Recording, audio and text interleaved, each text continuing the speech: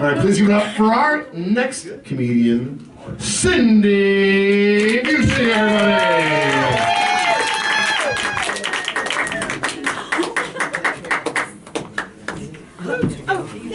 Got it. Hey guys. Whenever I see a pool table, I always want to go up and go, hey buddy, can I rack your bowls? I'm from Oklahoma, and I love Maine. I love Maine. It ain't nothing like Oklahoma. Outside of Tulsa. Outside of Tulsa. Fort Sill? Huh? Fort Sill? No. Other part of the state. I'm not going to give you a geography lesson now. What is the other part of the state? Up by Arkansas, kind of that area. Up in there. Fort Sill. Up around there. Shaped like a frying pan. That's the state of Oklahoma. But, Oklahoma, you have all kinds of snakes. There are all kinds of poisonous snakes, all kinds of poisonous, spiders and scorpions. Maine, you just got a little snow. It's nothing. Just a little bit of snow. And my life here is very different because when I lived in Oklahoma, of course, my kids were a little bit smaller. They're older now. And I was married to a preacher. I didn't marry him as a preacher. It was like a sudden life change. Like, yes, guess what I'm going to do, honey? I'm going to go into the ministry and become a preacher. It's like, oh, shit, you're kidding me. And of course, I was not a very good preacher's wife. That's why I'm no longer married to him. So beware. Anybody comes up to you and says, well, bless your heart. It's not really a bit of good day. They're really trying to say, fuck you. They just can't get it out there because they're so nice. So nice.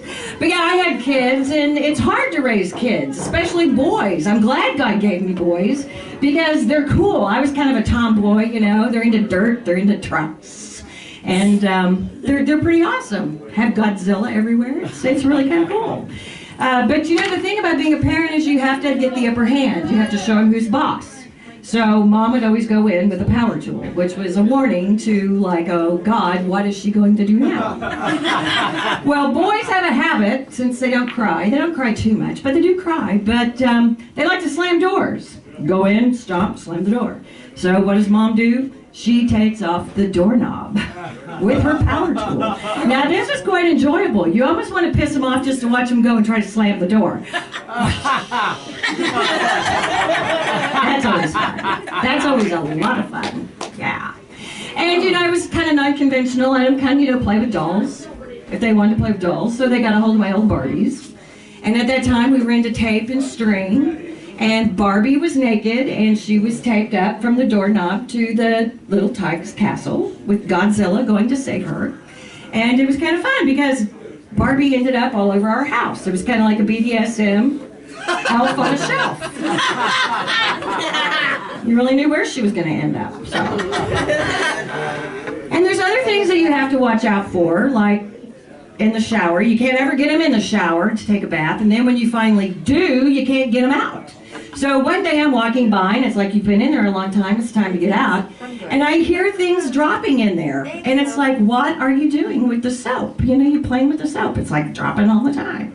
So I go into the bathroom, and I'm going to wash, clean everything, and do not ask me why I happen to look up to the ceiling, but there's all this crust up there, and I'm thinking, what in the hell are they doing? Throwing the soap up on the ceiling? And no. Then I saw the hole in the middle of the bar soap. And I'm like, yeah, well, you've got some pretty good aim if you're shooting that far. Because this is like a 6-foot ceiling. I bet your daddy wishes he could do that. Which brings me to my ex-husband. He had this horrible habit of clipping his toenails and leaving little piles of toenails all over the house, like next to the bed, next to the couch on the end table. And he used to bug the hell out of me because he'd sit there and he'd chew on his toenails. These clipped toenails. He just put them in his mouth, chew on them like a little squirrel with the nuts. And I thought, God, I'd be crying. Oh, why is he doing this? I can't believe he's doing this. So one day I thought, I have an idea. I'm going to add my own toenails to the pile.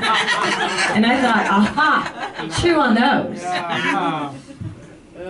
So, yeah. divorced him for being a preacher. Yeah, I divorced him for being a preacher. Go to hell. Can't stand you anymore. So then I come to Maine. Did you fall? A little drunk? Too much. So then I come to Maine, and everything's great when I come to Maine. So one day I get invited to this party, this really nice party at a Victorian house. It's a Christmas party. So I get all dolled up, you know, thinking I'm away from Oklahoma, that I'm not around any kind of fascists, which I ended up going up to.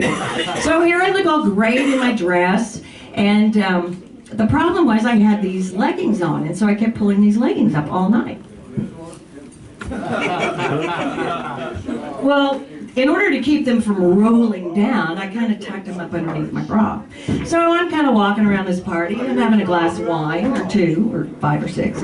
And this guy comes up and he corners me about what I'm wearing. And he just starts giving me like 10 shades of shit about this dress that I have on. And he's like, oh God, that is like a terrible dress. Is that like your dead grandmother's dress?